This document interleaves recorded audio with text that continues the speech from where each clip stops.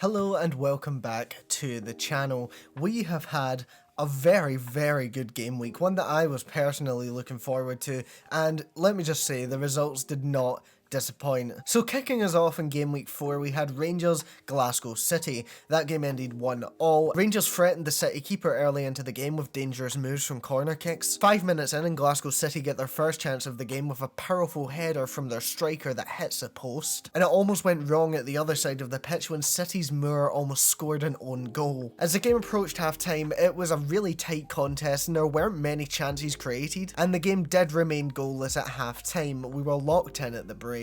In the 48th minute though, Rangers broke the deadlock with an incredible long ball to Macaulay, who found herself in space and gracefully put it through the legs of the keeper. It only took City 4 minutes to equalise though, as an explosive run down the wing and a brilliant through ball into the box resulted in a dink over the keeper to level the score. Rangers were aggressive with their corners, desperately trying to find that opening that could give them the lead, but they were unable to convert. Attacking teamwork from Rangers did threaten City goalkeeper Gibson, but she managed to keep her team in the game with brilliant saves. Late on, City did begin to push back Rangers, but they had to settle for the point in the end as they couldn't find the breakthrough. So both teams did leave with 1 point, and it was certainly an exciting afternoon in Cumbernauld, a sentence that has never been uttered before. Now let's head over to Airdrie, where Celtic put in another dominant performance to win 9-0 over Dundee United. Continuing their streak of opening the scoring early, McKenna scored directly from a corner in the 7th minute to give Celtic the lead. For the second, Partido, playing down the right,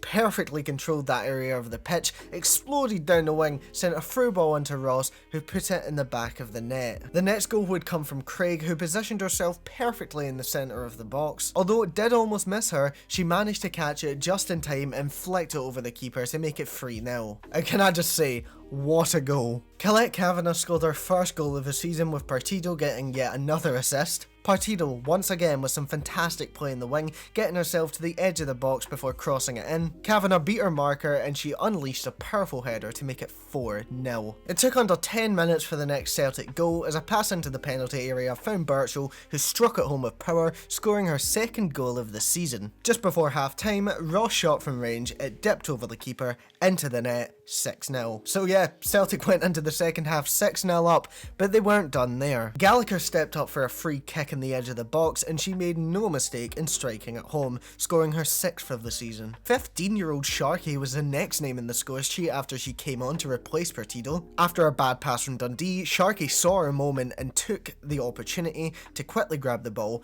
one-touch it into the back of the net, scoring her first ever senior goal. And to round off a fantastic performance from Celtic, Kit Lafersky, she's been popping off this season. She came off the bench at half-time, almost made an immediate impact, and did make an impact in the game when her header made it 9-0. That's Kit's 6th goal of the season and she continues to impress. So my thoughts.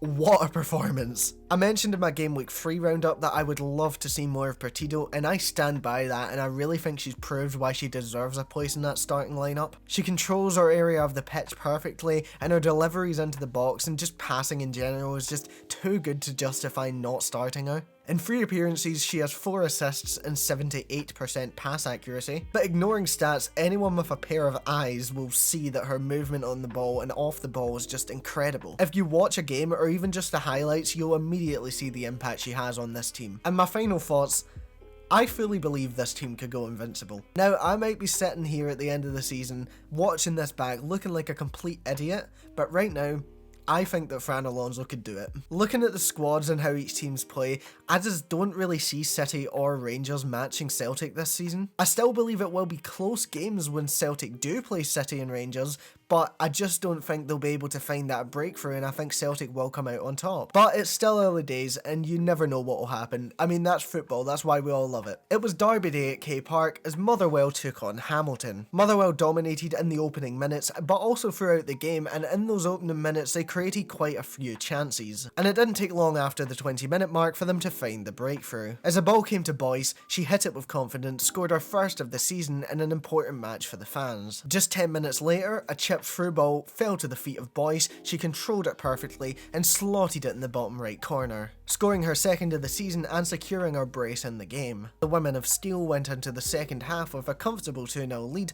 but Hamilton came out kicking as the second half began. It would all go wrong though, as Motherwell hit them quick on the counter-attack, sent a cross into Boyce, who was waiting, controlled it at the back post, and no surprise, she converted it and got her hat-trick. As the second half went on, Hamilton never really got into the game and Motherwell just kept creating chances, some of them barely missing the net. And Motherwell would score one more time, with Canavan putting the ball in the bottom corner to make it 4-0. A well-deserved derby victory for Motherwell, and Hamilton are sitting in 11th place with 0 points. Hamilton will hope to snatch a result this weekend against Dundee at home, as their fans will desperately be hoping that they can survive the drop. And next up is Aberdeen. Aberdeen went into this game having made one change from the team that beat Montrose, and they really had faith that they could come away with all 3 points. Immediately, Hart's attack was threatening the Aberdeen defence, and the breakthrough came when a corner looked to Girasoli, who headed it in the back of the net, making no mistake and putting our team up. The dominance continued as World Cup player Grant put a ball into Timms,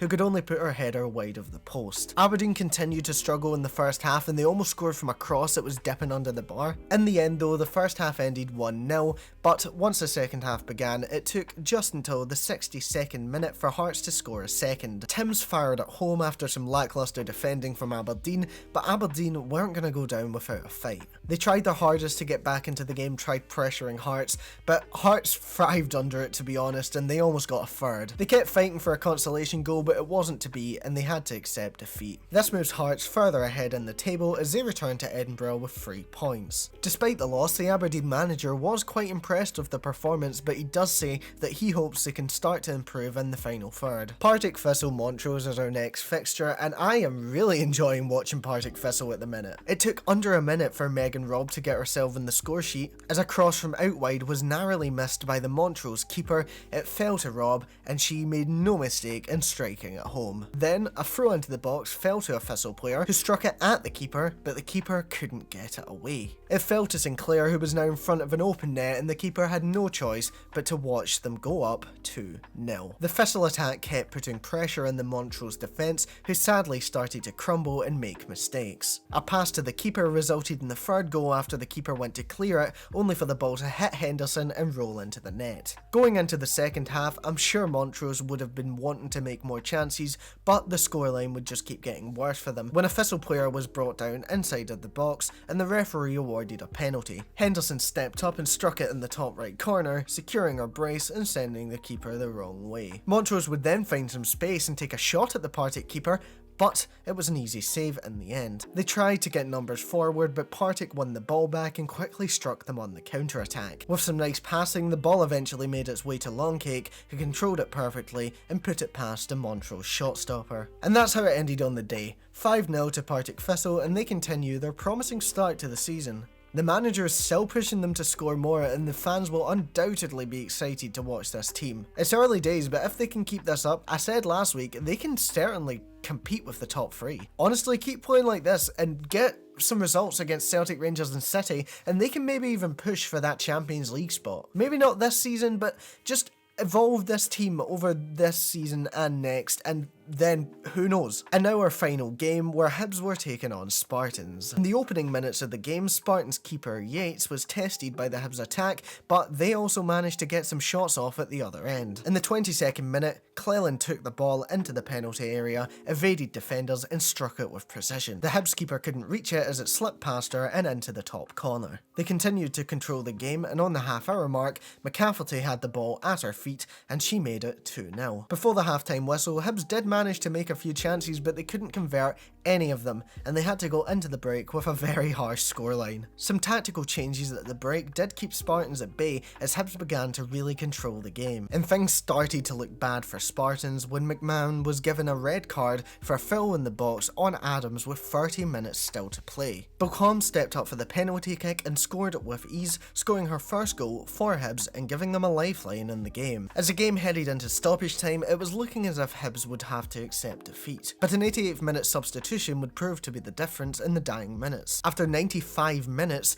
Notley sent a corner into the box, none found it, who was left unmarked, she hit it, and she scored. She smashed it home to secure a point for her side, and the keeper could only get fingertips to it. A frustrating and challenging afternoon for both teams, but at least they come away with something in this exciting Edinburgh derby. Spartans will be appealing the red card, however, as the manager does not believe it to be a foul, so we'll have to see how that goes, and I'm sure I'll give you the update in the next roundup. So how is the table looking? We'll start at the bottom and go up this time. So in 12th place we have Montrose, who are sitting on 0 points, Hamilton Accies 0 again, Dundee and Spartans, who are both on 1, Hibs, Aberdeen, Motherwell, Hearts, Partick, Thistle, and then the top 3, Glasgow City, Rangers and Celtic.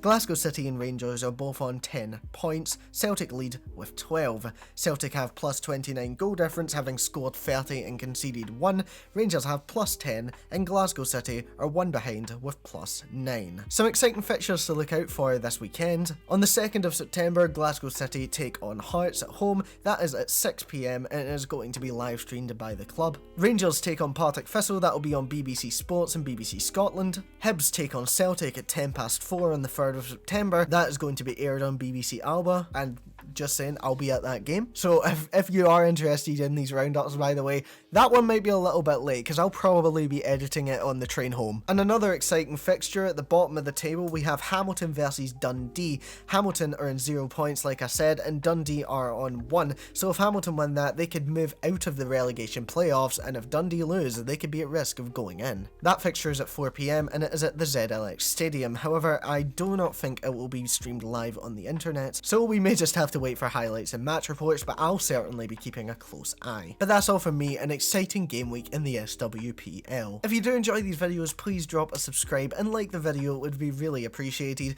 I post these match graphics on my Twitter, which will be in the description, and also on r/women's soccer and r/SWPL on Reddit. My Reddit profile will also be on the screen. I'd really appreciate it if you followed me either over there on Twitter, because the graphics always release before these roundups. So yeah, if you want to keep up to date with everything women's football in Scotland, then don't forget to subscribe to the channel. I will see you next time, where we'll be rounding up everything from the SWPL in the 5th game week. So have a great day or night, and I will see you next time.